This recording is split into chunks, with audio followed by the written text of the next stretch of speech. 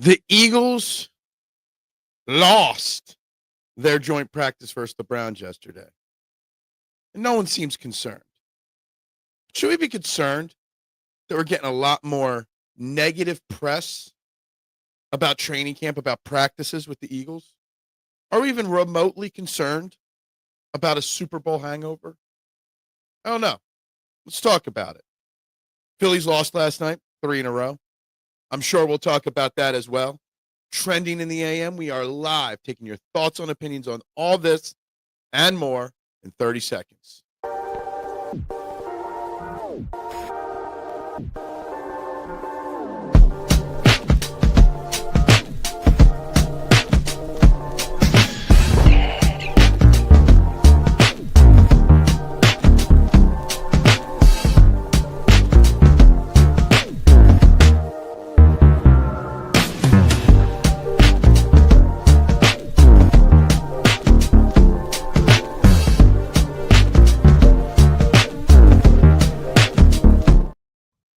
And a very good morning, everybody, and welcome to Trending in the AM right here on the STT Sports Network. We are live, YouTube and Twitter.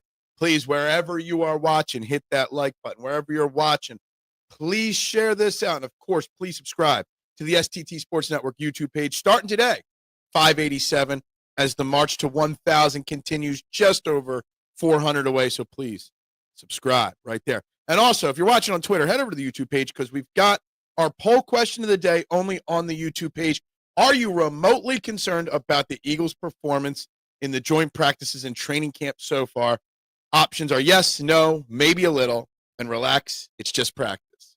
Guys, I'm Phil Stiefel, your host, and we do have lots to get into today as, yes, joint practices wrapped up with the Cleveland Browns yesterday, and according to Elliott Shore-Parks, they lost the Eagles yesterday. Are you concerned? Does it bother you at all? Does it bother you that day in and day out we're hearing more negative reports from the reporters versus positive reports? Does it bother you that it doesn't seem like anything is clicking fully yet in practice? Does it bother you that the starters have struggled at times in practice? That's what I'm asking. I'm not saying to overreact. I am not overreacting. I am more than confident in this Eagles team. Nick Sirianni and Jalen have earned the right for us to give them the benefit of the doubt. But it just doesn't look good yet. They don't look smooth yet. And there's a couple weeks left to go. Battles are not being won. Roster spots are not being grabbed yet. Does it give you concern? There is a thing called a Super Bowl hangover sometimes. Sometimes it's hard to get the gears going again. Now, there's enough talent that when they get it going, they'll be unstoppable. But I'm just asking the questions. I'm posing the questions to you guys. So let's see what we got. And we got a couple from Duck already. Good morning. Are we talking about practice? Practice? Yes, we're talking about practice. Practice makes perfect, Duck. Just we might make the practice AI joke. But remember, practice makes perfect. You got to always remember that. Eagles and Browns are using the practice differently. Eagles are using it to get timing down with a more aggressive opponent. Eagles starters are probably running at 3-4 speeds. I know what the Eagles are doing with practice. I know what their goal with practice is, but I don't know if I would say they're running at 3-4 speed. They're going to run at the same speed as their opponents in practice, the Browns. They might not make the aggressive hit or whatnot, but they're still trying to get their time. You don't get your timing down running 3-4 speed. Browns are coming at it with a chip on the shoulder from last season's team practices. I guess so. So they care, but we don't care. If the Browns players care, why don't the Eagles players care? Just throwing that out there. I don't know if I necessarily buy it that the Browns players care a little bit more. Not sure about that. Good morning, Adam. Football Friday. Well, we'll talk a little Phillies baseball as well today. Irish Drew in the house. How you doing, my man?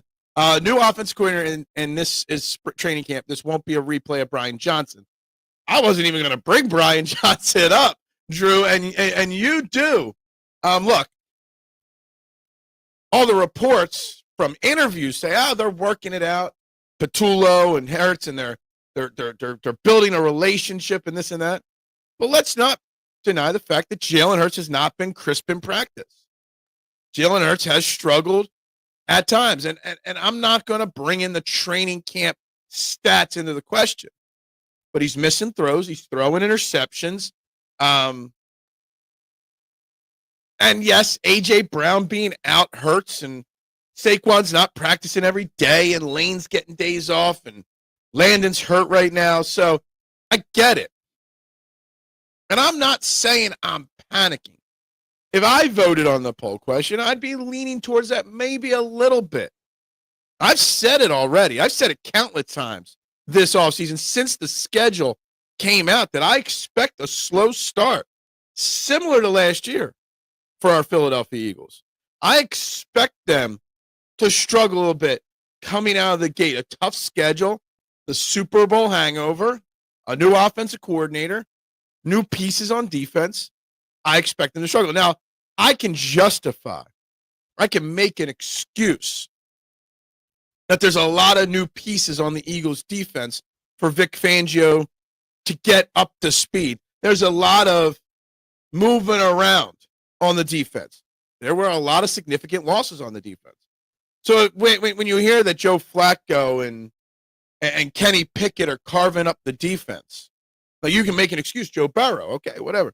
When you hear Joe Flacco and Kenny Pickett carving up the defense, with the majority of the defensive starters playing in the practices, I can make the excuse. All right, well, you're trying to get Sidney Brown up to speed. You're trying to figure out Keely Ringo, who I think he started. No.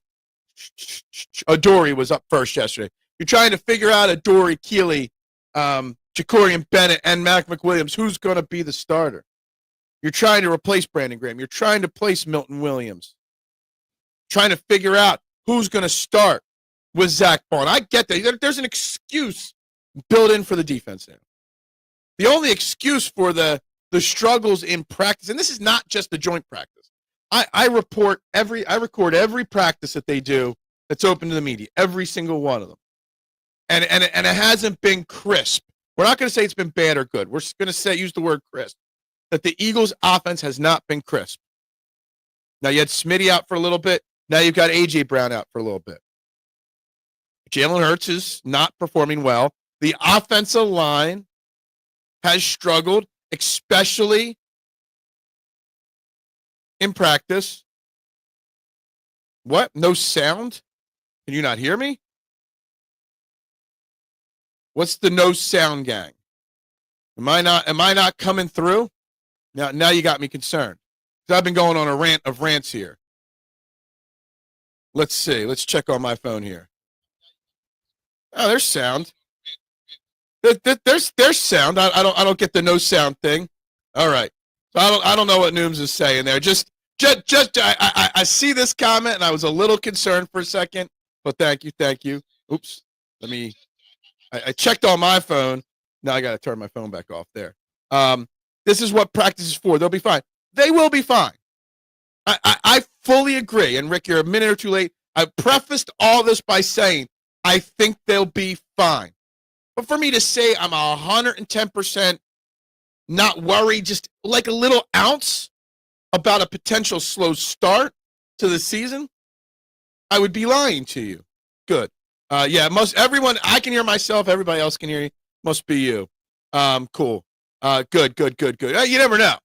I mean, I've been prone to have some audio issues here before in the past. Eagles are 16-0 in their last 16 games that Jalen Hurts has started and finished. They will be fine once the season starts. I agree they'll be fine, big picture. But there is a lack of crispness. You know, I don't want to use the word because I'm not worried. I'm confident like you guys. I'm posing a question, all right, to be the devil's advocate here, okay? That's what I'm doing. But there seems to be a little too much, we're good. From us fans, it's fine. But I want to hear the players, the coaches, outside of Vic Fangio, say, we'll be fine, but we've got to practice better. I want to hear the coaches say what we see that they've got to be better. Just tuning in, my poll answer is no. My question is, why didn't Kevin Petula get promoted to OC instead of Brian Johnson at that time? I'm not sure. I think that, I don't know why Kevin Petula didn't. I think it was more a Brian Johnson thing, Jonathan, than a Petula because Brian Johnson had that connection from high school with Jalen Hurts. They've known each other for so long. It seemed like an easy transition on paper to go with a guy that's been around Jalen Hurts for a long time. Now, I questioned it at the time, Jonathan, but it had nothing to do with Petulo. It had more to do with Brian Johnson and his relationship going back a long time. Good. I'm glad. I think 14-3 is way, way, way over the top. All right. I don't know if that's possible. The Eagles have a very, very difficult schedule, Drew. I still think they win the division. I think they're still a playoff team. I still think they're a Super Bowl team. I think there's pretty much the team to beat again this year in the NFL. But I think 14-3 in the regular season is very, very bold, in my opinion. Who's a surprise cornerback, too, that Howie could trade for before the season starts? Trade for Marshawn? I'm not sure. Obviously, you've got some guys out there like Stephen Gilmore, Asante Samuel Jr., Rasul Douglas, James Bradbury, the stud all-pro. Just kidding about that. There are names that are free agents out there. We mentioned it a little bit yesterday, and then yesterday's practice with the Browns, a whole bunch was written up about it, which it's like we set the tone here. Mac McWilliams is a sneaky candidate to be the guy. He's now not working in practice in the slot. He's working on the outside, and he's already up to corner, like the second-string defense as an outside corner. So Mac McWilliams, Jacorian Bennett, they're the guys that'll possibly be your starting cornerback. I still think they're going to continue to give Keely Ringo every opportunity to get that job. At the time, other teams wanted to hire Brian Johnson. That is true also. Brian Johnson was, if we didn't promote him, going to get a job elsewhere. That's true. Lord, make the Phils lose their religion. What? Brian Johnson was also an up-and-comer and was being considered by other teams as OC. He was being talked about as a future head coaching candidate. So there's a lot going on there. I absolutely agree with you. I've already placed my bet at 7-1, which is not an odds I would normally bet. I've already placed my bet that they will win the Super Bowl. I am not concerned about them getting to the Super Bowl at all. Good morning, Lil G. Hope you are well today. My big picture feelings on the Philadelphia Eagles have not changed one bit.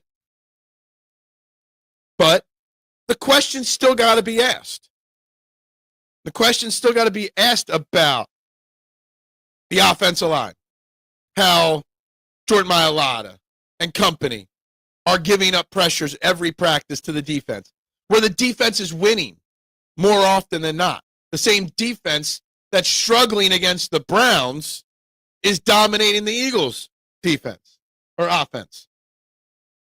It's concerning that we're already rotating Jihaad Campbell to the outside because the other edges we brought in can't get the job done. It's already concerning that A.J. Brown, look, I think A.J. Brown will be fine. Hammies are tricky. But when you hear what Nick Sirianni said, A.J.'s working through some things with the hammy.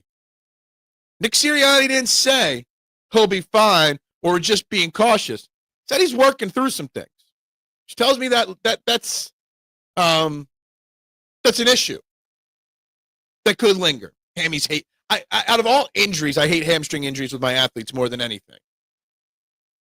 All my betting money for the rest of the year have gone to the STTE. That is true.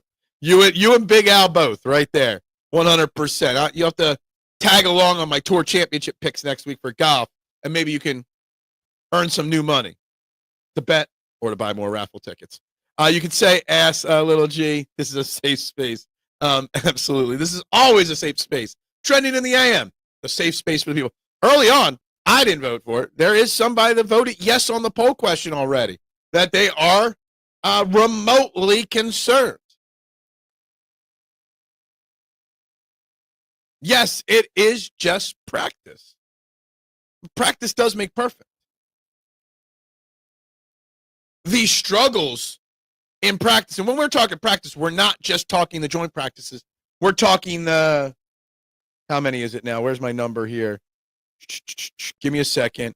We're talking 15 practices open to the media so far. Okay? We're talking 15 practices.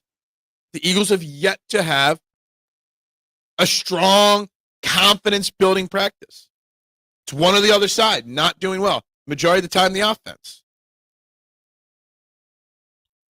They are rotating Campbell to the outside to test that position so they can move him out there during the play if they see something. I think Campbell getting rotated to the outside is multi-leveled here, okay? I really do. One, I think that Trot Jr. is impressing enough that they want to find a way to have Trot and Campbell on the field with Zach Bond at the same time. I think, two, it's Uche and Ojulari and Antoine Powell-Ryland have not really impressed. Recently, Uche and Ojulari have kind of stepped up, but Antoine Powell-Ryland really hasn't done much yet. I think they see that they're a little weak at edge, and Campbell can play the position. Also, remember, they talked about it all offseason and leading into training camp that he was going to get a majority of the work on the inside because there's a lot more to learn on the inside than on the outside, in Vic Fangio's scheme speaking. He's got a lot more work to learn, Campbell. But yet they're moving him outside more and more frequently already. Is he not picking up what he's got to learn in the Fangio system on the inside? Is it more Trotter doing well? Like, why is it? I expect him to be a guy to get after the quarterback and be eventually that Micah Parsons comparison that everyone makes. But we've been told that he had to learn the most from playing inside. What does that post that Little G keeps posting mean? What? It's just him saying "Go Birds" basically. Every day he says "Go Birds" basically. Remember last year's practice? I don't because it's practice. I remember feeling very confident after every single training camp practice last year. Okay? I do. Jalen Hurts was on fire last year. Every training camp practice. The defense making big plays every practice. So there's definitely a different end of practice vibe. Rick, I got all the notes. I got every notebook since I've started podcasting sitting here. If I had the time, I'd go through it. I write notes down for every practice. I can find the notes. A lot different vibe coming out of practices last year than this year. See, I do. Because I'm a degenerate. I sit at work and I read every tweet. I read every report. I watch every video that a beat reporter posts. I think there could be other smoky contributing factors. No, there's no contributing factors with the smoke in practice. They are drinking a lot of Miller Lite at practice. I'm surprised no one's overreacted to that. I love it. I think Trotter's doing well, but you also have to remember Micah Parsons plays everywhere. So if they want him to play like Micah, then they will have to move him around. See, the thing is, we all say we want him to play like Micah. The Eagles have never said they want him to play like Micah. In fact, I think Nick Sirianni and Vic Fangio both know that is not what he's going to be. They've said he's going to be an inside guy. Okay? What we think and what they think are two totally different things. We've been told he's got to learn how to play on the inside. There's more to digest. There's more to figure out.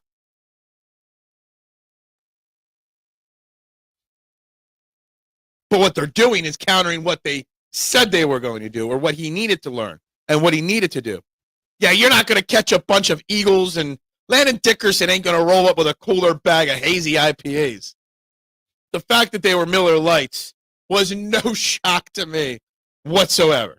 Landon Dickerson being a Miller Lite guy is the least surprising thing that I've seen all week in all of sports and life. I don't think I've ever seen that, honestly. An injured player going out onto the practice field with a cooler bag full of beer and then after practicing handing them out to the players. Like, it's crazy. It really, really, really crazy. I think it's awesome. I think it brings great camaraderie. I think there's something cool to that. But it's kind of funny. Uncle Vic has been working the positionless football or the flex position on defense. Yeah, I mean, he's been working on a lot of things. Look, I get it. And I'm willing to give a little bit more of a pass at the if the defense is working on so many things, right? All right, let's take this a different angle on why you could be a little concerned. The defense is working on things. The defense has positions up for grab, starters and depth pieces. The defense is working in, replacing key contributing players on its defense. The offense is pretty much all the same. Yeah, you've had guys miss practice with injuries or rest days. But the only real true difference on the Eagles' offense is Tyler Steen and Kevin Patullo. That's it. Shouldn't the offense, normally the defense is ahead of the offense early. But shouldn't the offense at least be on par, if not ahead of the defense at this point, with the returns on offense versus the defense? Gotcha. Dickerson doesn't look like a Miller Lite guy. We've got proof that he is a Miller Lite guy. I can't believe that some radio station out there doesn't have a poll question. Are you concerned about that? The great Don Toretto once said at a table full of beers, it's about family. The great Don Toretto. Yeah, it's about family. Family's all that matters. I love it. What camaraderie is that? Oh, it's a hot-ass day. We just whooped each other's ass. Let's crack a few cold ones. It's kind of cool. It's kind of funny. It's kind of great. Most of the games for this season are won from habits learned in August. But what habits are they learning right now? Or what habits are they drilling down right now? What habits what habits are they fine-tuning right now? Right now, it looks like they're fine-tuning bad habits at times. Again, and I'm not in the boat of the negativity here. I think it's a conversation that needs to be had. I think it's a conversation that I know some people might not want to say it on the show, but I know there's people out there concerned. I know these things. I understand it. I know how the Philadelphia sports fan thinks.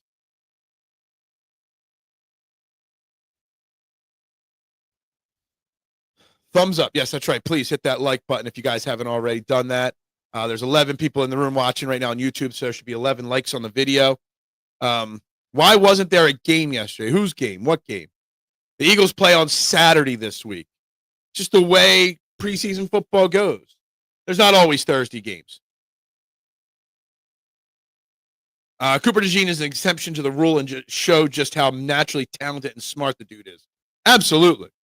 Absolutely agree with you on that. NFL. Well, there was an NFL game. I'm not the scheduler. Email the NFL and ask them why there wasn't a game yesterday. The habit to be flexible for the defensive line.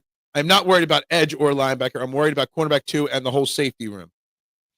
I would say I'm moderately not concerned about the edge. Nolan Smith recovering from an injury. Alex Hunt in his second year. My concern with the edge position, Duck, is that the Eagles love a rotation. They don't want one guy out there every play on the edge. What they want is a rotation. And I'm worried that Uche and Ojulari, who we've had expectations for since we brought them in, aren't doing enough to give me loads of confidence in the position. Antoine Powell-Ryland, who Rick has convinced me is the next coming in a few years, might end up a practice squatter at this point because of how iffy he's done so far this year. Maybe. Probably won't, but maybe. When we're talking Patrick Johnson, making the roster now, that tells me that the edges aren't exceeding expectations. When we're putting Jihaad Campbell out there so quickly in his career, tells me that the other guys aren't living up to expectations. But yes, cornerback 2, massively worried about. Massively. And Nick Sirianni yesterday spoke about it and said, we don't have to name anybody right now. They're still battling it out. And then when Zach Berman followed up the loosey-goosey comment from Nick Sirianni, he just said, Nick Sirianni, well, that's all the information I want to give you. That was my nice way of saying I'm not answering your question. The way Nick Sirianni even talked about it made me feel like that they're not sure what they're doing at cornerback 2. And safety, I think Sidney Brown is pretty close to locking up that starting job at safety. I don't think Sidney Brown will retain the starting job all season, but I think he's pretty much set as the week 1 starter at safety at this point. Monetizing yesterday's practice, yeah. Well, I mean, they should monetize it even more. I'd pay to have a video stream of it. I would. At least people aren't saying, man, I miss Josh Sweat yet. That is true. We're saying we miss Darius Slay and Isaiah Rodgers. We're saying we're going to miss Chauncey Gardner-Johnson. We're not saying Josh Sweat or Milton Williams are going to be missed. That says something about the defensive line, for sure. And that's a fair way to say that I'm not that people are overreacting to the edge rotation, the edge depth, etc. Nooms. I also think some of that is because we just all fully assume that my guy, our guy, Jalen Hunt, is going to have a very good sophomore season, which I don't know that to be necessarily the case. I assume it will be. We think it will be. But we talked about a 2 to 3 year project with Jalen Hunt, and we're expecting him to be a starter year 2. I don't think Brown is ready. He's now he's not a consistent tackler. I said I think he's won the job. Didn't say I like him winning the job. Didn't say I want him to be the starter. I just think Drew Makuba got set back with his injuries, hasn't learned enough yet, similar to Cooper Dejean last year. Sidney Brown to me is a special teamer. Sidney Brown to me is a backup. Sidney Brown to me is not a starter. At least not on a team that has expectations of winning the Super Bowl. But I think he's, because of the room, because of who's there in the room, I think Sidney Brown's the guy at this point. Not saying I love it, but saying it's the way it is at this point. It's okay if the D struggles. You will see just how much more you can rely on Hurts. And I don't think the defense is going to struggle, so to speak. I mean, the beginning of the season is extremely difficult. Let's not beat around it. But I just don't think that the defense is going to play at a top 3 level right out of the gate. I think you're going to see some bumps in the road early, those first 4-5 weeks from the defense. And by the time we get to week 7, 8, the defense will be humming along. And I still think the defense finishes in the top quarter of the league in defense. But there will be some hiccups along the way. Compounding that with how difficult the Eagles' schedule is overall.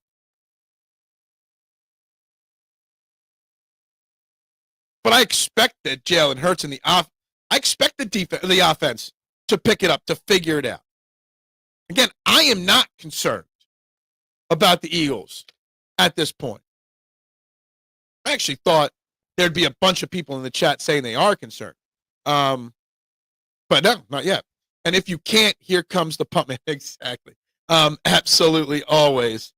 I can't, there's too many letters there. I can't pronounce your name, but good morning. The D is still top tier. We're just having some issues tighten up that backfield. And that's a great point. Like, how much of the struggle? Here's the thing. And I got, like, my mind on this comment is racing into like 6 or 7 different directions. How much of the struggle is on defense is because of cornerback 2, safety 2 not being up to par? How much of it is you want to have communication and rhythm and reps? Tilo, okay, we'll call you Tilo. Good morning, Tilo. Welcome to Trending in the AM family. Make sure you like and share and subscribe. Communication. You've had now 15 open practices, 9 with Adoree Jackson, 6 with Keely Ringo. Other guys are being rotated in, Jacorian Bennett, Mac McWilliams. They're not really learning any communication in the secondary amongst themselves because outside of Q, Coop, and Reed, the other positions are bouncing around. So we need one of those guys to grab those jobs so whoever is going to be starting has an opportunity to learn communication with the safeties behind them, with the other cornerbacks on the field.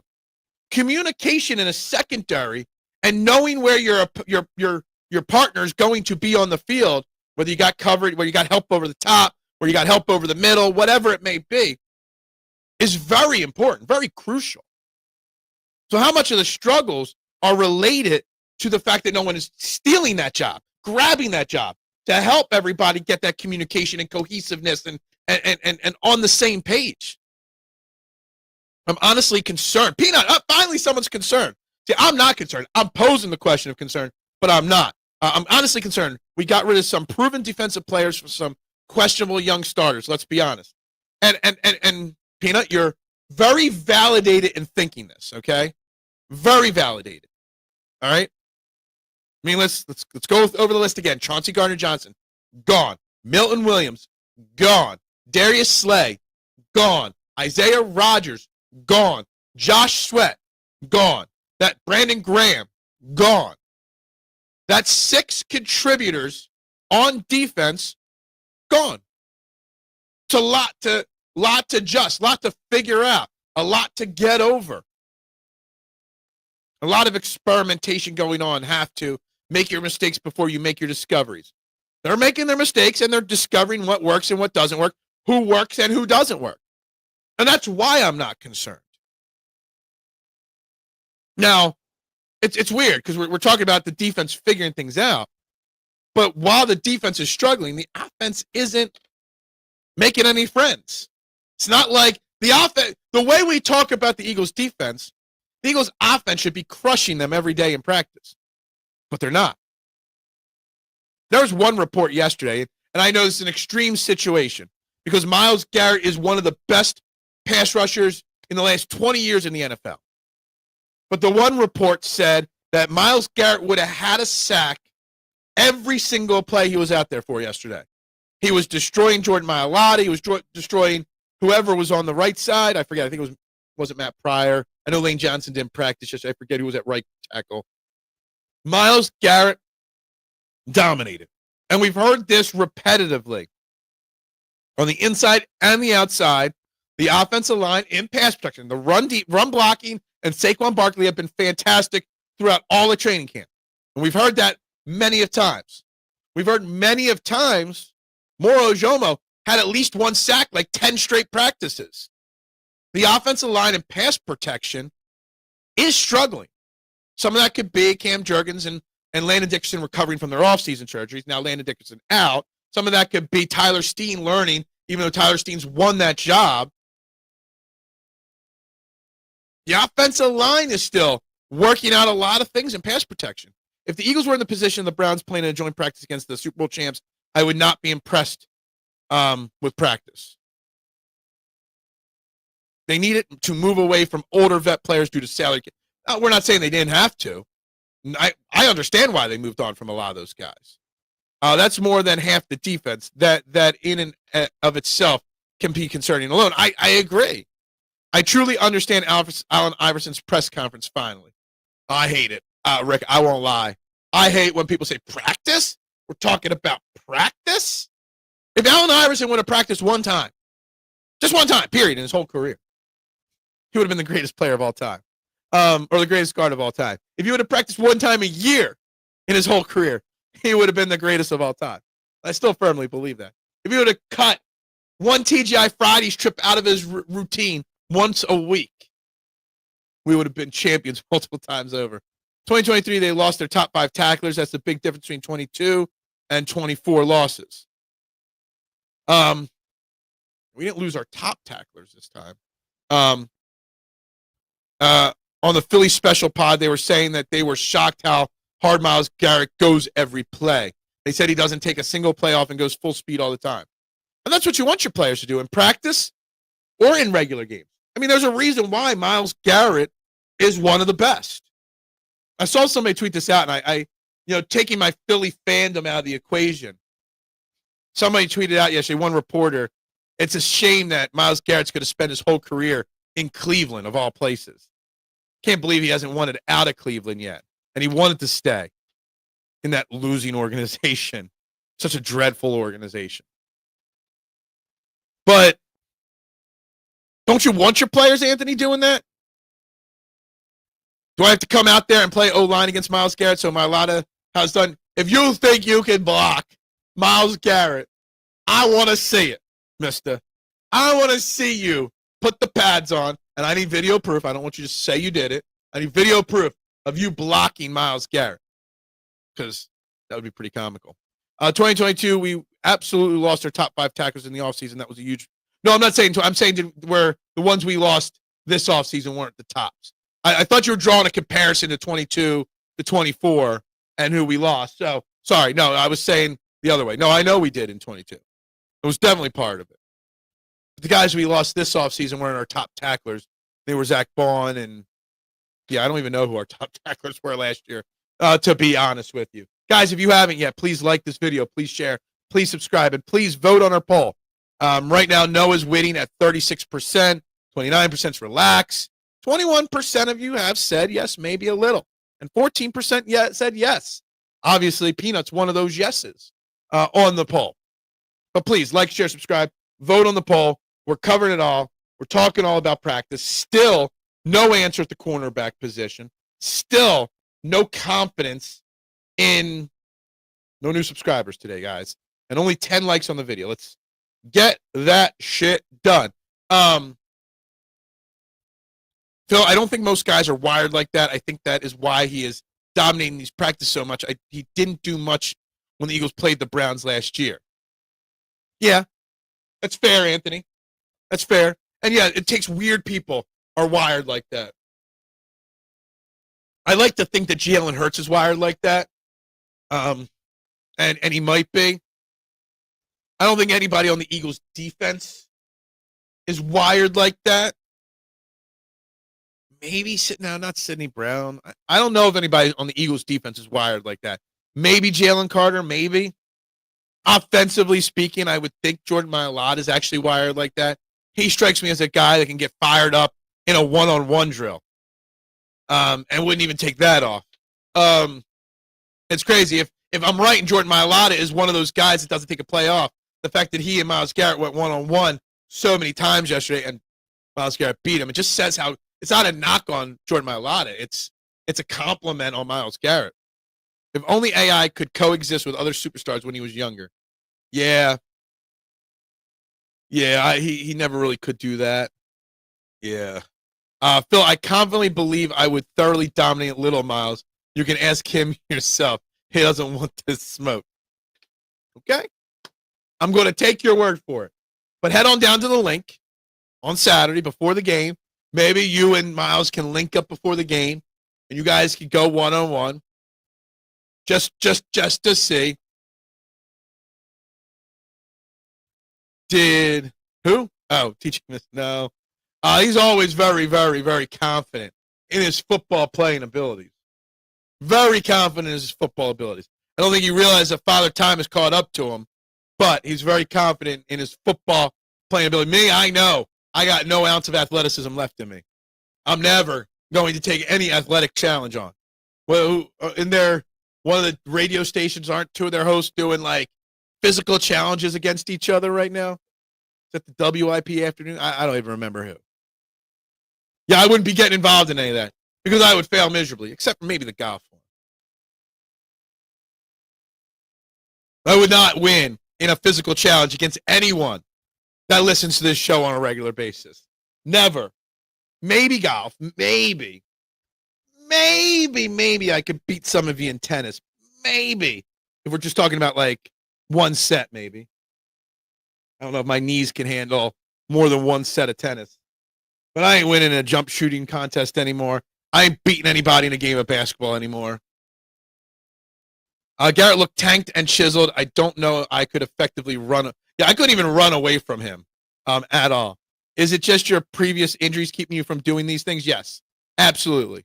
My leg is just shot. I could barely walk on a daily basis than anything else. It's Joe Giglio and Jack Fritz. Okay. That's good. I don't really pay attention too much to what the WI players are doing. I don't pay attention to what the fanny packs are doing. I don't follow them that much. But I knew I see a lot of people sharing that stuff out on a regular basis. I did see a video of one of them just getting absolutely torched on a golf course. Well, screwing themselves over on a golf course. Oh, Joe DeCamera, not Joe Giglio. Okay, gotcha. See, that's how much I knew. I didn't even know which Joe it was. How many Joes work over there? Joe versus Pro. Who remembers that game? That was always fun. The average Joes versus the pros. That little TV show was on Spike TV or something like that. Was a classic TV show. But anyway, this is also that joint practice yesterday. Today's show, Saturday is a very important preseason game. Not for our concern with their performances, because this is the real last chance. I know there's a third preseason game, but preseason game 2 used to be the dress rehearsal, so to speak, right? This is when the cornerback 2 battle needs to be settled. This is when Sidney Brown needs to be settled. This is that 4th, 5th, 6th wide receiver earns their spot on the team. This is where how that rotation behind Nolan Smith and Jalix Hunt works out. That all gets figured out on Saturday at 1 o'clock. Joe Schmo, wasn't that another reality show? I'll take little Miles to the backyard and show him grown man strength. Man, I can still throw low 70s. Yeah, I could. I mean, I haven't tried, but I think if I tried to get to low 70s, I'd probably throw my arm out for sure. Average Joe's makes me think of Dodgeball, the movie. Yeah, the Average Joe's gym. That's right. The Joes just got destroyed. Some of the football players just took joy in knocking the Joe. Yeah, they definitely took joy in knocking them out. Absolutely. Absolutely. We may end up moving Dejean to cornerback 2 and Ringo Jackson and Bennett going to nickel. I vaguely remember reading that Adoree Jackson has spent time at the nickel when we signed him. I don't remember, but I think. But I think Cooper Dejean ultimately is that guy for outside corner. Although, with the constant reports yesterday of Mac McWilliams sliding up to second-team defense as an outside corner, it leads me to believe that maybe Mac McWilliams is that guy. Is that guy that could steal, could sneak up. If Mac McWilliams goes out there on Saturday and just tears it up, maybe he's a guy that sneaks into this competition. Super Bowl winning quarterback Kenny Pickett is back in town. He's back, baby. Yeah, Adam. I love it. We've got Super Bowl champion quarterbacks on all different teams. The Browns, Will Greer with the Cowboys, Super Bowl champion. Bennett also played nickel. Did he? Okay. I think he spent, when I took my notes, that's not too far back in my notes when we traded for him. I can find, I think I had those numbers written down. When did we trade for him? How many? There he is. There's my Jacorian Bennett stats. Outside corner, torn labrum. His stats. I didn't actually write down how many snaps he played in the slot. I know it's a few, not a lot, but I do know it's a few. In that position. Sitting prolonged periods will definitely ruin your vertical leap as you age. Well, I never really had much of a vertical leap to begin with, but yes. And I don't sit that long. I sit these 90 minutes, and the rest of my day is walking all day long, just so you know. I am on my feet at the pizza shop all day, every day. Definitely got to get a couple bigger sips of my coffee. I'm really ignoring my cup of coffee over there today. And a good cup of coffee is the key to a successful morning show on YouTube. I'm just going to tell you, the key is that cup of coffee. But anyway, this is a very important preseason game. Is Darian Cooper really winning a roster spot? Is Anaya Smith and Johnny Wilson 100% locks? If those three are make the roster, that means Terrence Marshall and Elijah Cooks are out, which at this point they probably are. But if one of them wants to make a statement, this Saturday's when you do it. Any veteran that's on a roster bubble spot, this is their week. Because normally veterans will get cut first so they can latch on to another team if they want to or if they can. Hell, there's a chance. It's not a likely chance, but there is a chance if he gets beat a bunch on Saturday that Adoree Jackson gets cut Sunday or Monday.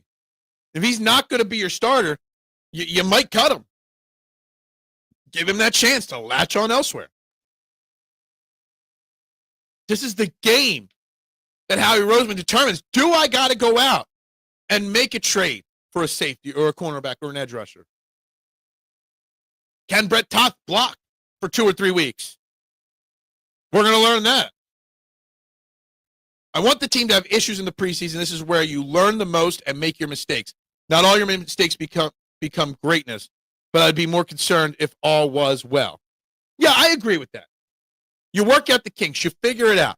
You figure out what works. You figure out what doesn't work. You make your mistakes now so the coaches can coach you up. Oh, I made that mistake. All right, well, here's how you do it better. Let's drill it home. You want to sharpen the knives in the preseason so that when you get on the line, week 1, September 4th against the Dallas Cowboys, your knives are as sharp as can be, and you can cut right through whatever you're cutting.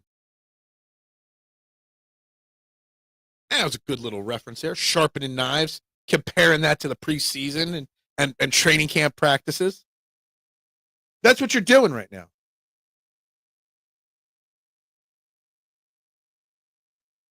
That's why I'm not concerned. But I would lie if I said that I wasn't at least interested in seeing how these struggles translate once the season starts September 4th. I won't lie and say that in the back of my head, there's a smidge of doubt. We saw 22, then we saw 23 have a regression. We just had 24. I don't think there will be a regression, but could there be? The Eagles are going to face so much adversity this year, having the target on their backs, being the defending champions, still doubt it despite being the defending champions. All the attention going to the other teams, despite them being the champions. The distractions are there. The distractions are built right in. Now I have confidence in Nick Sirianni, and I have confidence in Jalen Hurts to get them on the right path. I think the biggest thing, if Jalen Hurts wasn't my quarterback, if Nick Sirianni wasn't my coach, if we had Doug Peterson or Andy Reid in this situation, or we had Donovan McNabb or Carson Wentz right now, coming off as even a Super Bowl victory, I would have my doubts because of the leadership in place. But I don't have my doubts because of who the leaders of this team are. When it becomes a problem is when you are watching the same movie for 3 or 4 years, like a certain other team in town. Absolutely.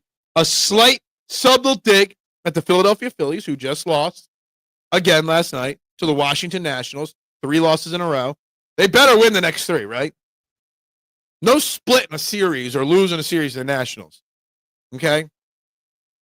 The Phillies are in one of their stretches right now where their bats have gone cold and they can't win a baseball game.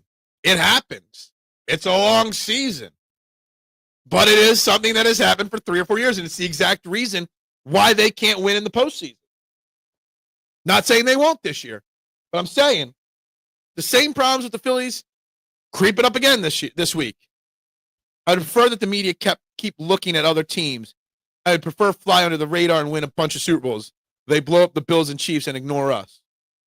That they do. Somebody was hyping up all the contracts that the Bills gave out this offseason after they signed James Cook earlier this week. I'm sitting there thinking, like, all those big contracts that they gave out this offseason, none of them impressed me at all. It's not like they still don't even have a wide receiver 1 in Buffalo. The Phillies happen what happened a few times every year. Exactly. But that's the reason why we don't have confidence in them winning in the postseason, because these things creep up. If your team goes stone cold for little stretches and one of those stone colds come up in the postseason, you're done.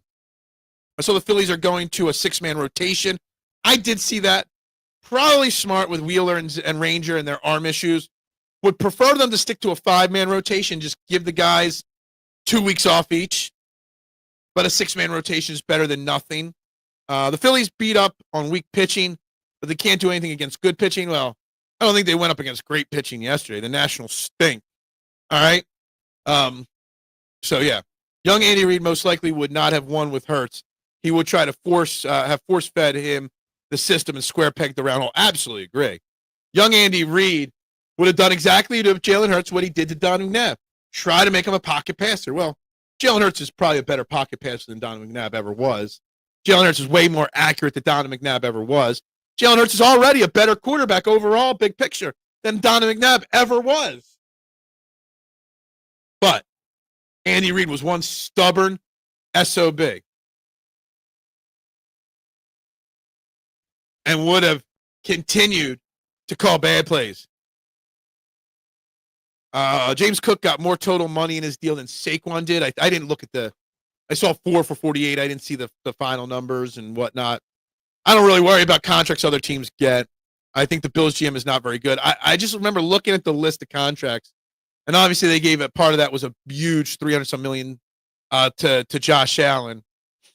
I'm just like, yeah, I mean, they're still going to lose, right? They're still going to lose.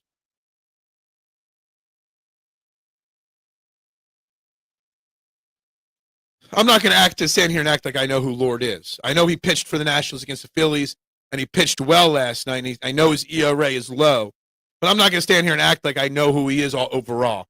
And I don't know if he's a good pitcher or not. I don't want to. I know a lot of Phillies fans and a lot of media are making the excuse the Phillies got in late because of travel issues coming out of Cincinnati. And to me, that's a load of horse shit. You're fucking grown professional athletes. You can't handle having to stay in Cincinnati and travel the day of the game and come out and get a couple hits? Come on now. Horse shit, that is. That excuse. He didn't leave many pitches in the middle of the plate at all. Doesn't mean he's a great pitcher or not. It just means the Phillies didn't do a good job attacking him. Andy Reid told Roseman to draft Jalen Hurts. Did he? I don't know.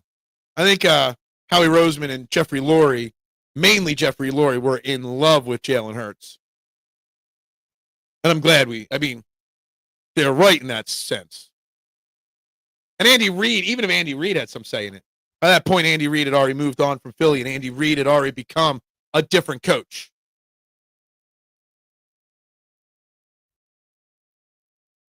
I know. I'm just waiting for a Nick Castellanos comment every day from you, Anthony. Anthony, you know I love you. You know I appreciate you. I just know me and you totally disagree on the Nick Castellanos. Now, Nick Castellanos has been bad for the last month, has been extremely bad. For the last 2 weeks, it's been atrocious. But come playoff time, he's still got to start. Yeah, you want to start platooning him right now? Add him to the platoon? I'm okay with that. But come playoff time, Nick Castellanos is still in the lineup every single game. Now, maybe I'd bump him down to the 7 hole. He was in the 6 hole, I think, last night. Let me look. Yeah, he was in the 6 hole last night. Maybe I'd bump him down to the 7 hole. But that's about it on Nick Castellanos there. Yeah, the guy's been bad. I know he's been bad. Cassie is very lost right now. He is guessing. He is not seeing the ball. Well, he always guesses. But yeah, he's not seeing the ball well. Doug Peterson was on John Clark's pod, and he said that it was him and the other coaches that went into Howie's office and said they had to draft Hurts. Doug loved that he was such a winner. Okay, I thought I'd heard it was Jeffrey Lurie was a big pusher for that, but maybe it was Doug. What's that say? What's that say? That you had a quarterback in Carson Wentz, just gave him a big contract, and your coach is going and saying, I want somebody else instead. Like, it's crazy, right? I don't know what's going on. How do we only have 12 likes on this video? We've been dominating YouTube in the last 2 weeks. Gained like 27 subscribers in the last 2 weeks. 100, 200 views every show. And today, we're just chumming along.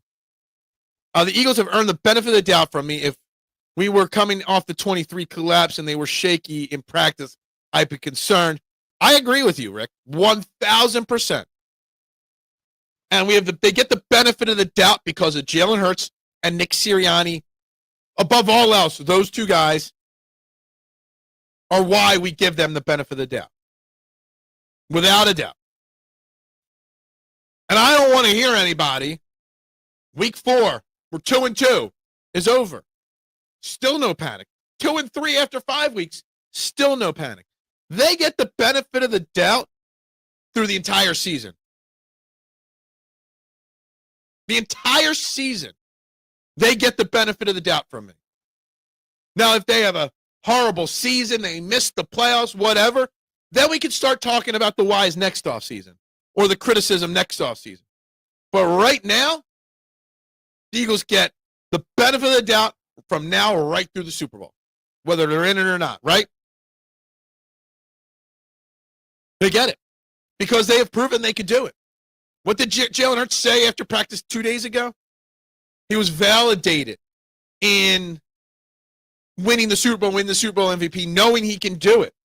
So now when he asks himself, can I do it this year? He's like, well, of course I could do it this year. I did it last year. Him saying he was validated didn't mean he doesn't put the effort in this year.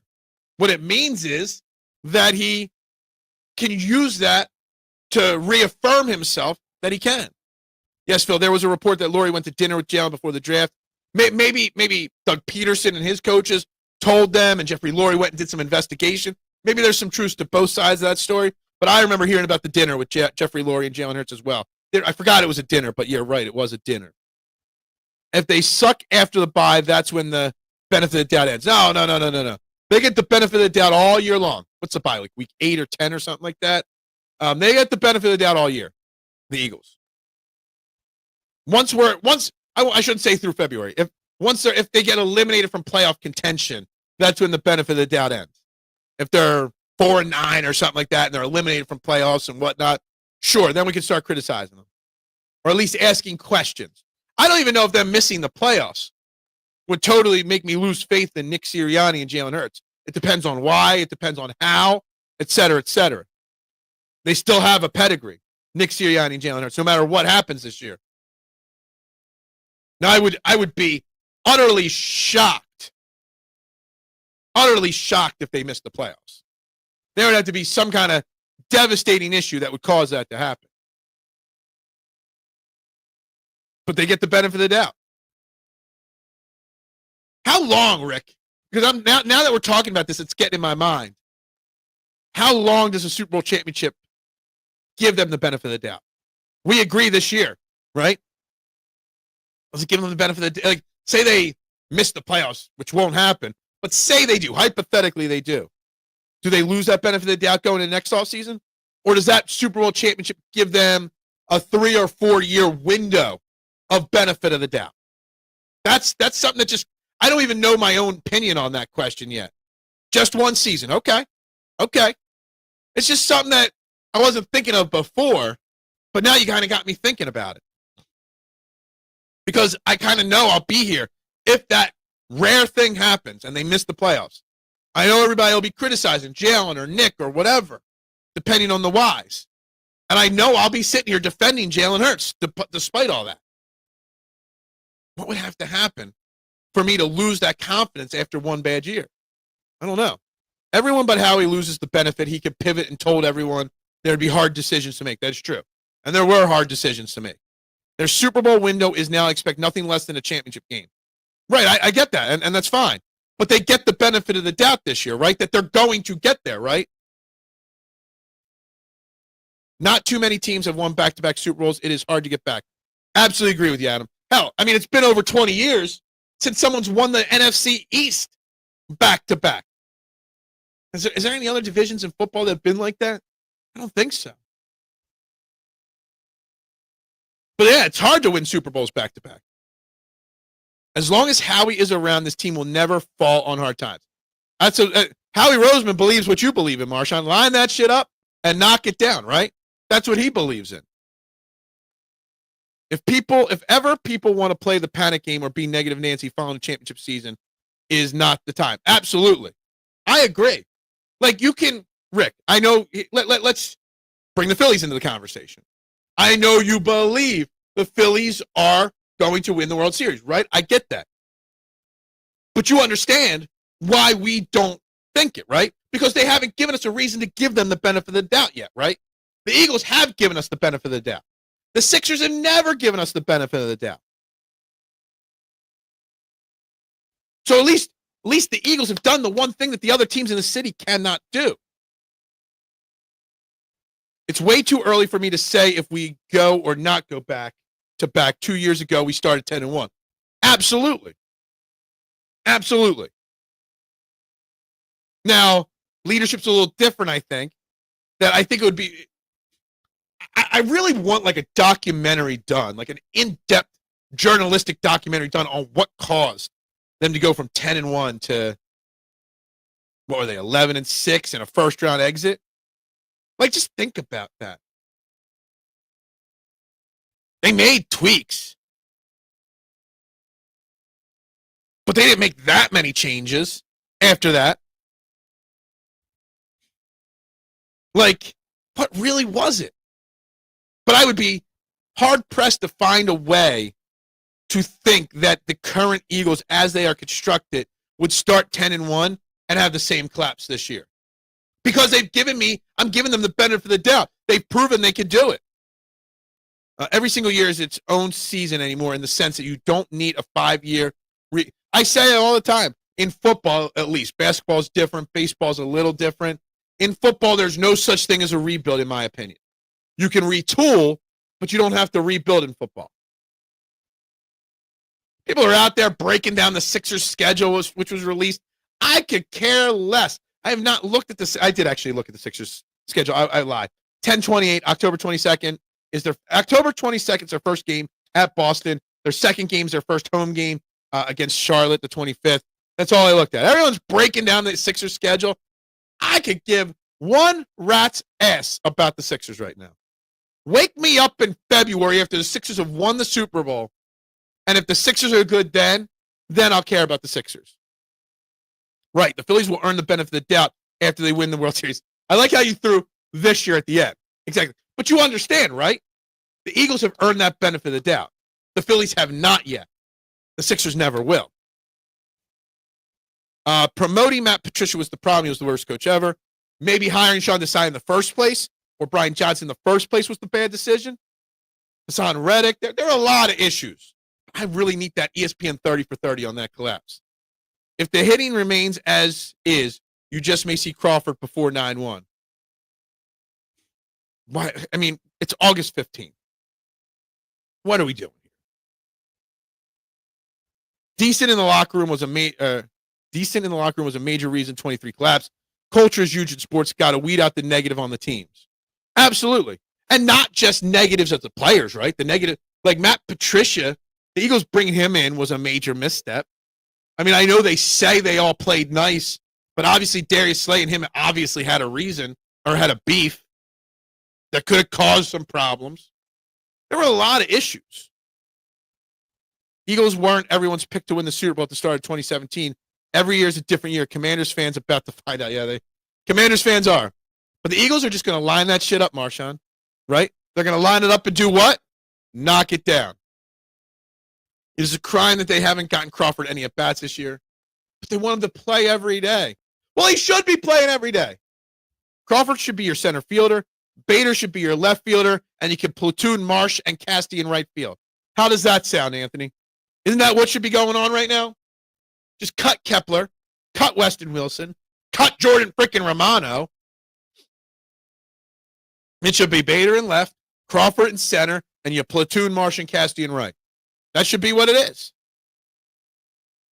Bohm will be a shot in the arm for this offense, and Nola will be a great addition. Nola had a great start the other day. I know Bohm had 2 hits 1 or 2 days ago. Nola will be starting Sunday, Sunday's game. And they haven't said when Bohm will be back, but I would expect it sometime this weekend. Crawford is hitting the most consistent 330 I think I've ever seen. Every day. He should be your 9-hole hitter and your center fielder every damn game right now. And there's literally nothing you could say to prove me wrong that Justin Crawford should be your starting everyday center fielder right now. Put him in the 9-hole. It just should be. It's not. Guys, I missed it. Soft reset, so now it's a late reset. If you haven't yet, hit that like button. I'm sure there's only 11 or 12 likes on this video. Share, subscribe, vote on the poll question. I'd appreciate it. Phil, have you seen the monthly breakdown of Romano's ERA? It's nuts. I haven't recently. I stopped looking at it, Anthony. Somebody, one of the Phillies beat reporters, it was just before the trade deadline, put out a stat that he would have to go like 28 straight scoreless innings to get his ERA under 4. I was like, all right, done. Not even thinking about Jordan Romano ever again. He was put in a position to fail yesterday. Not yesterday, 2 days ago when he blew that game. Phillies still have a 5-game lead on the Mets. They did going into last night. I didn't look after last night. Let me look. Quick refresh. Yes, they still have a 5-game lead over the Mets. So they built up the lead so they have that opportunity to lose some games and not lose ground in the division. Still only 13 likes. I don't know what's up with that. I guess nobody wanted to talk Eagles today. Romano should be gone at this point. What are they waiting for? Well, Romano should be gone. Kepler should be gone. What are they waiting for? Dave Dombrowski needs to talk to Howie Roseman that it's okay to admit a mistake by cutting ties with a player. That was something it took Howie Roseman a long time to do that. I mean, he hung on to Ortega-Whiteside or Jalen Reagor too long. Howie Roseman took time to evolve into the greatest GM in football like he is right now. It took time. But he was willing to learn from his mistakes. And one of his mistakes he learned from was cutting ties when necessary. Now, he's got mistakes, Howie Roseman, right now, that he can't cut ties from like Keely Ringo or Sidney Brown because there's no options behind them. But Romano shouldn't be out there. Jordan Romano only deserves, if he's going to be on the roster, should only be pitching in 8-0, like last night when they're down 8-0. All right, you need to eat some innings, throw Romano out there.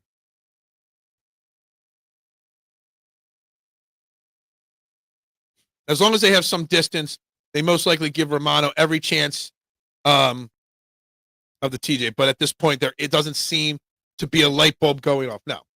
I mean, how many more chances do you need to give him, Nooms? Really? How many more chances? There's no more chances needed for him or Max Kepler.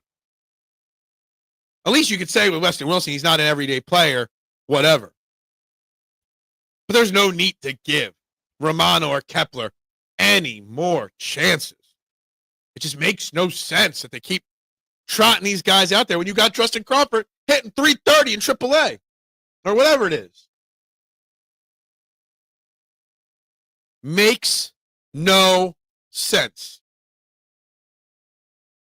And I saw a tweet from my man John Kincaid on the Fanny Packs this morning about what happens if the Phillies lose. I think one of his co-hosts said that if the Phillies lose to the Dodgers, say in the NLDS, they'll get a pass. No, losing in the NLDS to the Dodgers does not get you a pass. That this season is not a total waste because they won 95 games and then they lose in the first round of the playoffs. That does not get you a pass. At the minimum, a 6 or 7 game NLCS. In my heart, anything less than a World Series appearance is a disappointment with this roster. Sosa's been playing well, but then Sosa last night, he bunted when he shouldn't. He didn't get caught stealing in a really bad situation. Edmundo Sosa up here, he might swing a hot stick occasionally. But let's be honest, Sosa is still not an everyday player. He's being presented as one because they have no choice. Well, Bryce's starting to turn a little bit of a corner. But yeah, Sosa's been playing well, but also making mistakes. Phillies ain't losing to anybody in the playoffs this year. I know you feel that. Again, I can't give them the benefit of the doubt until they prove it. When they get knocked out in the first round, they have to fire Topper. Yeah. When they get knocked out in the first round, they got to fire Topper and Dave Dombrowski? That would be kind of my feeling. Kepler has improved to the point if he buys into the left-handed bench power rope, he could play a surprising postseason role. Maybe. Anyone better than Jake Cave. But see, the thing is, Jake Cave was put in a position to fail. Weston Wilson's no different than Jake Cave. Max Kepler is not much better than Jake Cave, if at all.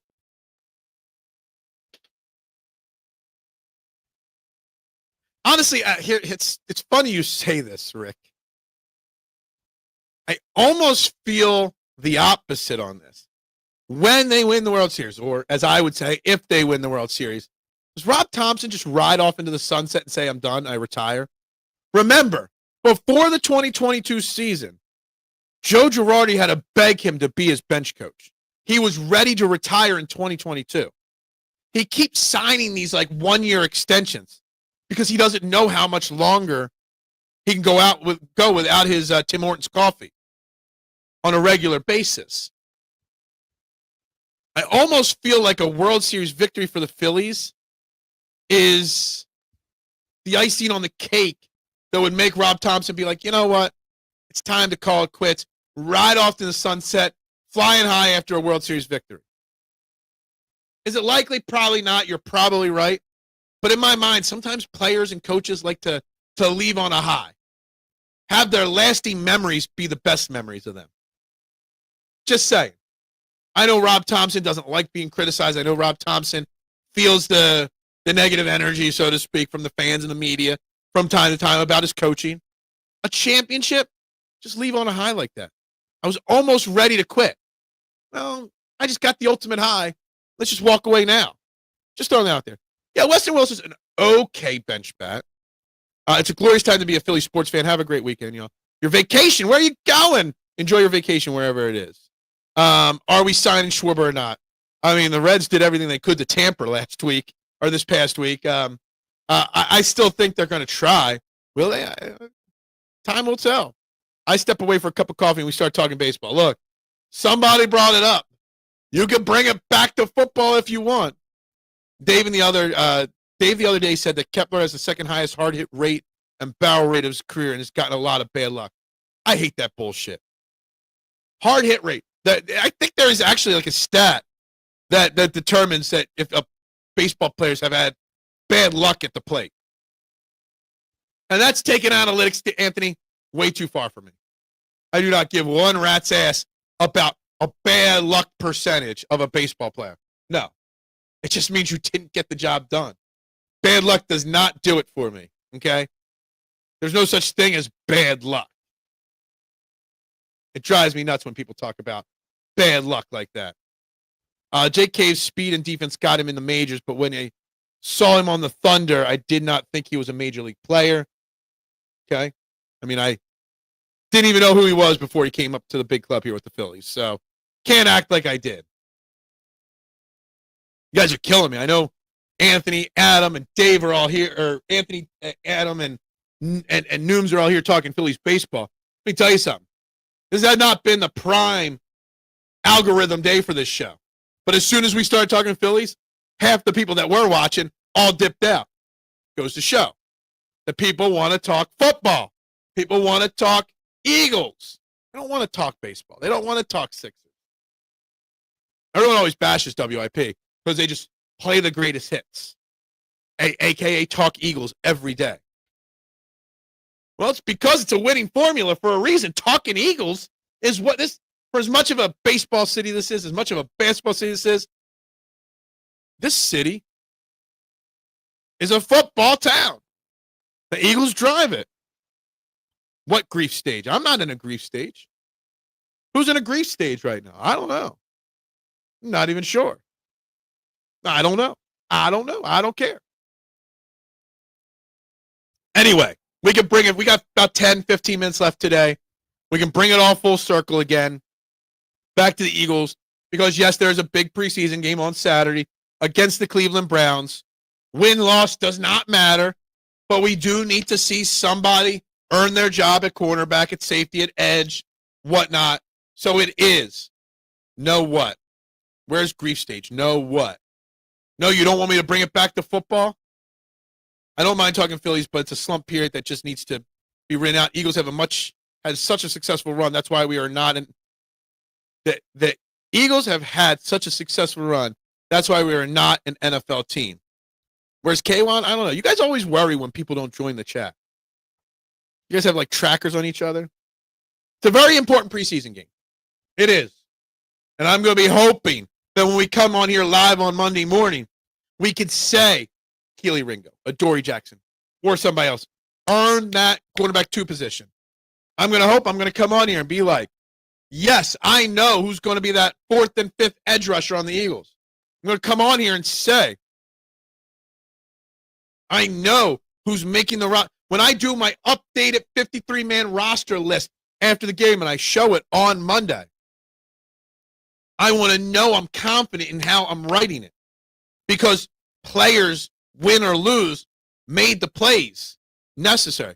We are an NFL city, okay? We are. Okay, gotcha. We are. I always got such a laugh out of that. Oh, what? You know, I know my man Kevin Kincaid from Crossing Broad. Well, the way to build a successful radio station in this city is to talk other things than Eagles every day. Actually, no, it's not. This is not a knock on Sean Bryce. Sean Bryce has been trying to build 102.5 Fox the Gambler for like 5 years, and he does great work. But there's only so many people that want to listen to the union talk or want to listen to just gambling talk or whatever else. I love those guys. There's Sean Bernard, Luke Arcani, and all of them. But it just doesn't work. WIP is the juggernaut they are because they talk Eagles every damn day. Now, they might get rage bait and rage clickbait all the time, and that sucks. There's a reason why. There's a reason why the Eagles dominate the headlines and dominate the talk. Because this is an NFL city. This is a football city. Honestly, it would be tough. But I could see even a little bit of minor success. If you put a second team in the city, there would be some success in it. Maybe not Eagles level, but some. Just saying. It was always weird to me. It always drove me nuts when people made fun of them for that stuff. And you know, again, I'm not bashing Kevin Kincaid. I love the dude. Well, I love some of what they do at Crossing Broad, not all what they do. We've battled and we've had good. He's been on this show before. But the reason why no one else succeeds is or can match their formula is because the Eagles sell. Again, I love Sean Bryce. He's been trying to build Fox the Gambler for how long now? Just not going to work. Big time radio stations aren't going to work on niche sports. And anything outside of football, basketball, and baseball is a niche sport. Now, I think the Sixers probably drive the conversation even more than baseball does.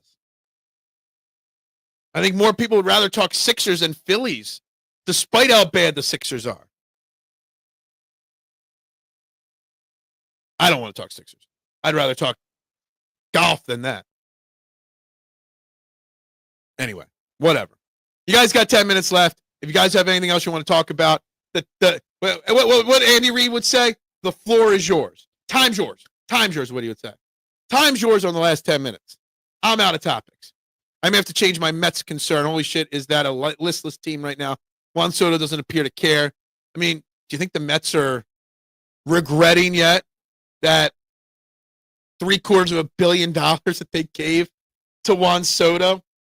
I know his overall numbers aren't that bad at all, but god damn, Juan Soto is not worth, and I said it when he was signed, not worth that money at all. Not even close. I'm pulling up his numbers right now. I'm just curious now, actually. I haven't updated myself on his 252 batting average, an 878 OPS. That's not that good. 29 homers, only 69 RBIs. God damn, Juan Soto is terrible. Not worried. Big Al checking in at the last second here. Last 10 minutes of the show. Good morning, Big Al. Not worried at all about the Phillies or Eagles at this point. See, we had this conversation early in the show, Big Al.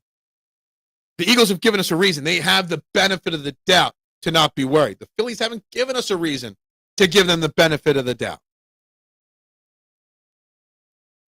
I'm promoting the question. I'm talking the question, are you concerned? I clearly am just saying it just as a topic to talk. I am not concerned about the Eagles. Well, maybe a little. Maybe a smidge. But most likely, no, I'm not concerned. Because they've given us, they get a full year, Big Al. A full year before I question a single thing they do. I might question X's and O's after a game or something like that. But big picture, doubt or question them until the next offseason starts. And if it starts with us not winning a Super Bowl or getting to a Super Bowl. Because why?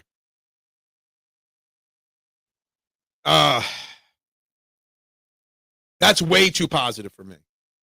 This comment here is what's wrong. It's a long season.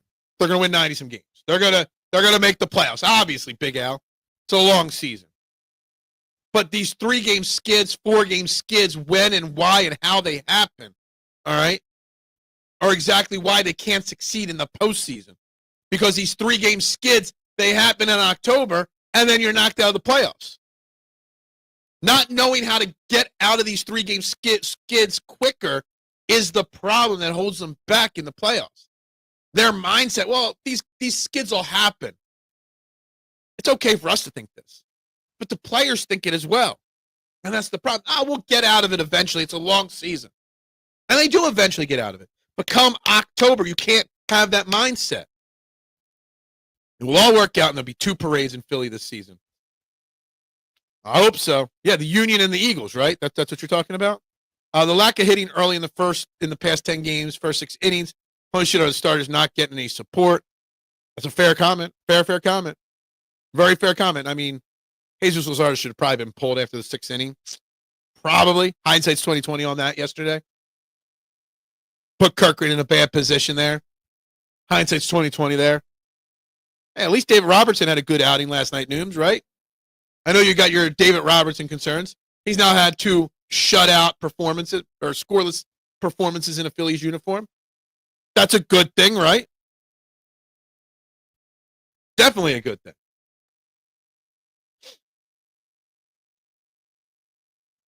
Otherwise, I don't know.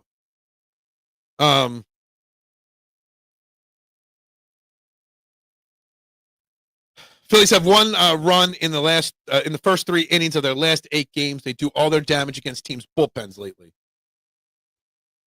Yeah, they do. They have problems with starters. They take a while to get going. But again, these struggles come October are exactly why I don't have the confidence that some do that they'll be successful in October. The inconsistencies. I honestly, at the point of the end of the game, I watched the beginning of the game. It was on the background of the shop. The end of the game, I didn't really catch the end of the game yesterday. So I didn't actually see how Robertson did yesterday. I saw the other performance that you were talking about, but didn't see yesterday's game or the end of the game yesterday. But that's just me. Can we hit some good pitching, please? I don't even know who we got. I know we got Zach Wheeler tonight, but who are they throwing out there tonight? The Nationals. Mackenzie Gore. Okay. For some reason, I feel like Mackenzie Gore has given us fits in the past. Let's look at his game log from this year. When did he pitch against the Phillies last, if at all? He pitched in April against us and in March. He's got 12 innings, 3 runs total, and 19 strikeouts in 12 innings against us this year. So, yeah, Mackenzie Gore does knock us around a bit. Can't believe the likes stayed at 13. Yeah, I know. Yesterday was the same way on the likes. We got the views yesterday. Did not get the likes today. What's up, chat? Most of today's show, but I hope everyone had a great weekend. Exactly. I hope you have a great weekend drinking beer, sitting by the pool, and enjoying the best life possible, chat. Yeah, Mackenzie Gore's a quality pitcher, and he seems to always pitch well against the Phillies. He's the type of lefty that always gives us fits. That's why winning yesterday would have been very important. So you can afford to lose today, right? Just saying. It's always an issue, right? Someone like Mackenzie Gore going against the Phillies. Let's see. Let's see if anything's updated here on my screen. We got up to 14 likes now. All right. We gained 1 or 2 late here. 1 or 2 late likes on the video here. But anyway. So, yeah, Monday we'll be recapping the Eagles preseason game, good and bad, for sure. This game will be telling between Wheeler and the struggling offense.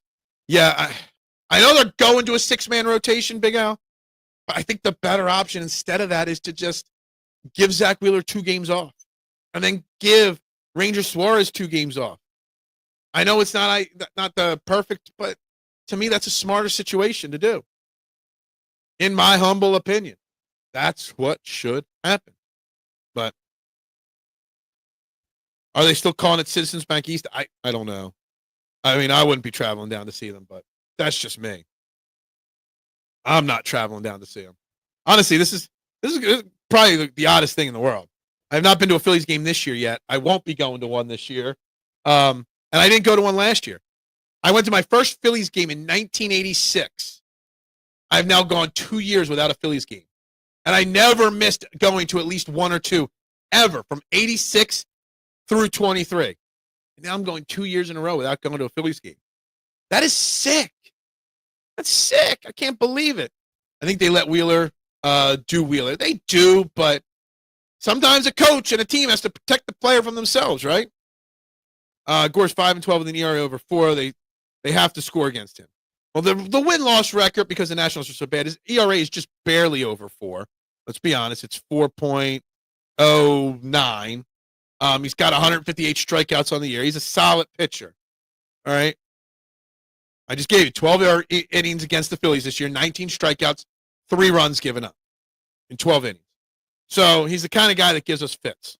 Quality pitcher. Not a great pitcher, not a bad pitcher. Quality pitcher. Has some good games, has some bad games.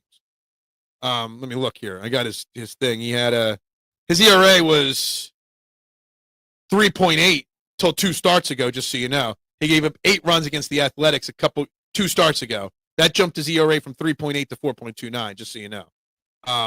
He's had 2 8 in his last 5 starts. He's had 2 8-inning games. So there's that to think about as well. His ERA was low 3s, high 2s for most of the year until those 2 8-run games. I lived in Packer Park, so we just walked on Harper Street to the game. That was never an issue. What? I don't know. I don't know what Packer Park is personally, and I don't know what Hart Ramp Street is. I don't even know what that is either. All right, guys, we're going to wrap this up. Monday, we'll recap in the game. We'll be updating our 53-man roster and hoping and praying that we have more answers on this Eagles 53-man roster. And we're hoping and praying that the Phillies win. We're talking about a Phillies 3-game winning streak on Monday. That's what we're hoping for. That's what we'll be talking. Will it happen? I don't know. But that's what we'll be talking about. We're inching closer to the start of the season here. What are we at now? 19 days till the Eagles start? It was always a fun walk to the vet. Yeah, no. I didn't live in the city, so I don't even know what you're talking about. Anyway, we got to wrap it up, guys. If you're watching a replay, like, share, subscribe. Shout out to my man, Eric, replay game captain. Hope you're doing okay this weekend, my man. Like, share, subscribe, everybody. Thank you. It was a huge week today wasn't great, but it's been a huge week for the channel and the show, so appreciate it. Section of Philly that near the stadium, 30-minute walk or so. Gotcha. Yeah, I'm not a city guy. I don't know that stuff. Anyway, guys, everybody have a great week. We'll be back on Monday. Onward and upward, guys. Go Birds. Look out for all those shorts I put out there. Go Birds. Bubbles up.